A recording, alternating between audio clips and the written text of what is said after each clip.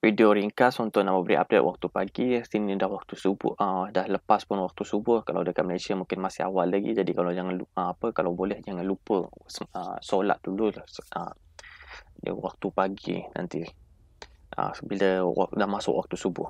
Jadi sini saya nak beri ringkas. Saya sini ada buat lukisan, tapi saya akan buat lukisan semula lagi balik. Sebab itu ada tadi untuk nak siapan untuk nak lihat checklist saya.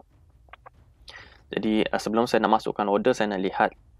Biasanya kita akan lihat 4 jam punya. Biasa tunjuk dekat 4 jam. Apa yang saya nak lihat adalah nak masukkan order ni. Tapi dah nampak reversing dah berlaku dekat 4 jam. Jadi kita nak masuk order, kita kena pergi time frame yang rendah.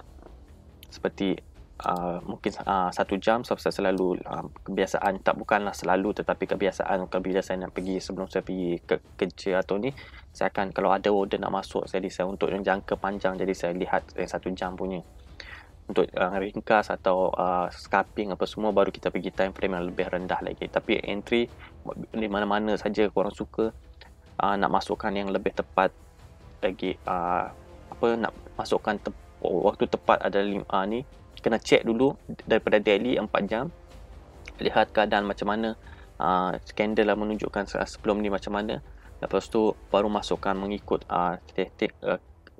macam mana kelihatan corak tersebut.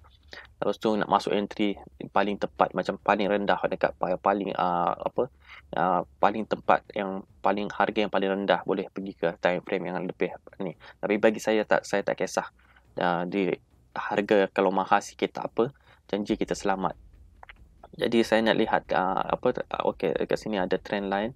Ada yang tanya dengan saya macam mana nak letak trend line, walaupun saya dah buat video.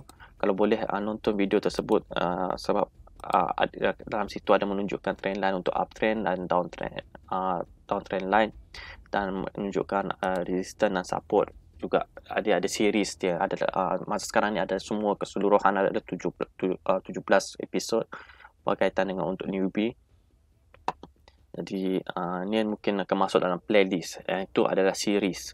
Jadi berbeza. Jadi saya dah letak dekat top sana, saya pinkan. Jadi boleh nonton nanti. Tetapi dekat sini saya akan tunjuk secara ringkas. Kalau nak lihat apa yang kita perlu buat adalah kita kena check low di mana berlakunya reversing, lepas tu melakukan low high. Jadi kalau tak ada lagi low, jadi kita low high itu adalah kita punya pinpoint. Jadi kita letak kita punya point dekat sini, gariskan trend line, ambil trend line. Kalau tak jumpa dekat sini ada trend line dekat nombor 2, garis nombor 2 ni ada dekat sini, trend line atau info line. Info line ni adalah menunjukkan untuk kita nak lihat ada info benda lain lagi. Itu nanti saya akan update untuk masa yang akan datang. Bila kita lihat kita punya trend line dekat kawasan sini, letak dekat bahagian echo kalau boleh. Kalau terlalu panjang sangat, dia letak dekat tengah-tengah dia. Tapi kalau pendek, jadi atas dekat echo tu boleh. Lepas tu extend kan. Sebab apa saya tak letak dekat kawasan sini? Sebab ni ada dekat sini adalah higher low, bukan low. Jadi sebab tu saya tak letak dekat kawasan sini. Sebab ini adalah menunjukkan higher low. Okay, kita dekat sini.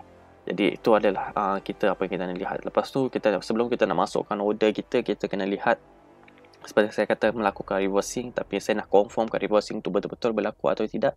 Jadi saya ada checklist saya. Pertama saya lihat reversing akan berlaku sebab apa? Dia jauh daripada exponential moving average.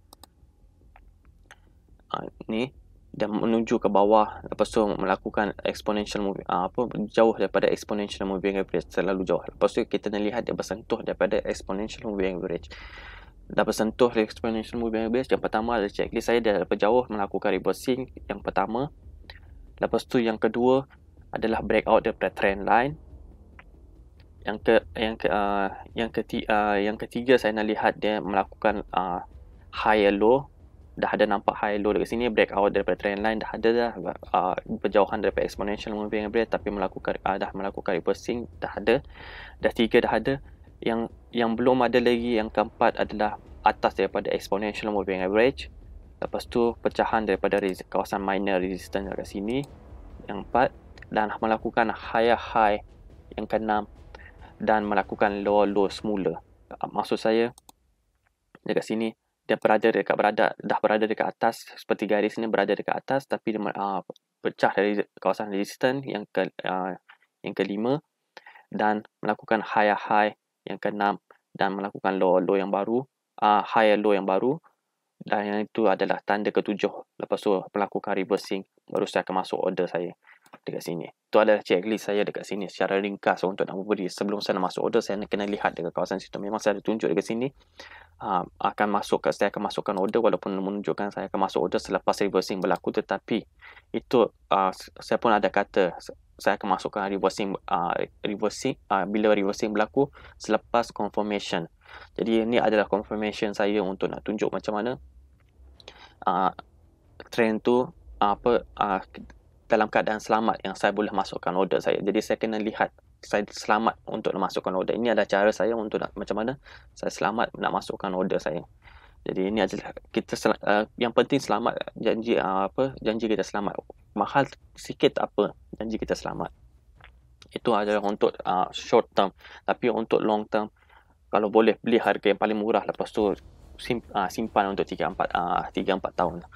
Jadi ini adalah saya untuk nak farming stage. Kalau korang baru, jangan saya tak showkan, belajar dulu sebelum korang nak melakukan apa yang saya buat dekat sini.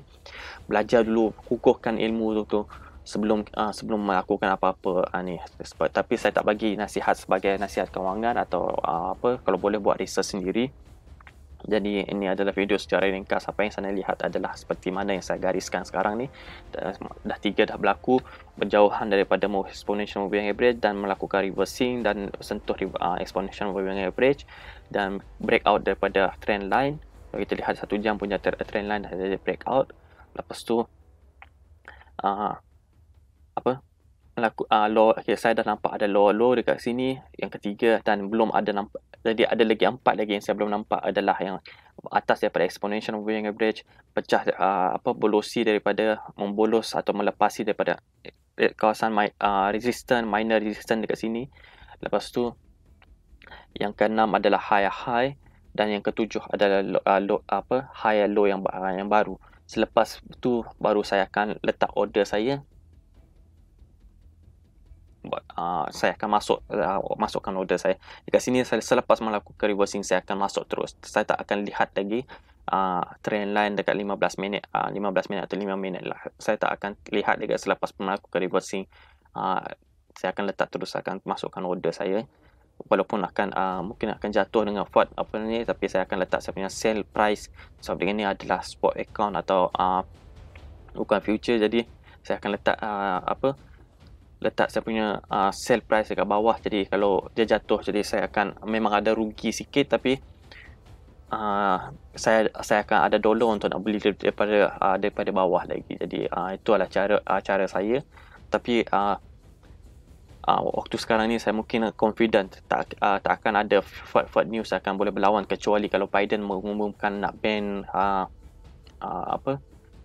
kan atau berkata buruk pasal Bitcoin dekat G7 nanti. Itu saya tak tahu, tapi dia adalah dah kira paling selamat. Kalau mengirakan dah 70% daripada 100 tu dah lebih selamat dah. Jadi ini bagi saya untuk nak sampai capai ke 37 dah kira entry yang selamat bagi saya kalau dah berlaku seperti apa yang saya gariskan. Jadi yang seterusnya adalah kita nak lihat daripada pecahan daripada 38 ni, dia bolos daripada resistance 38.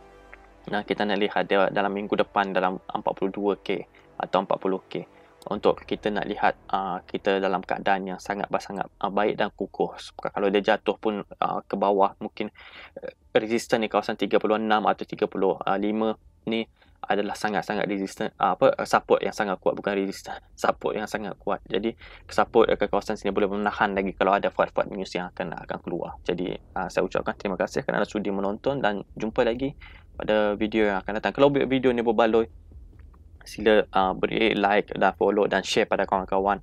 Atau kalau tak nak share, jadi share lah apa yang ilmu yang saya bagi dekat sini. Ni semua percuma, saya tak akan minta apa-apa dengan korang. Jadi saya nak beri ilmu ni secara percuma. Kalau saya ada kesilapan saya, sila tegur, sila komen dekat bawah. Jadi jangan segan. Okey, kita kat sini sama-sama belajar. Saya ingin belajar dan kita sama-sama belajar dan cari cari jalan untuk kejayaan untuk masa yang akan datang. Jadi itu yang saya nak dekat sini. Kita sama-sama belajar. Saya bukan expert. So itu saya selalu kata kalau boleh buat research sendiri, dan saya bukan nasihat kewangan. Jadi saya ucapkan terima kasih sekali lagi dan jumpa lagi pada video yang akan datang. Bye bye.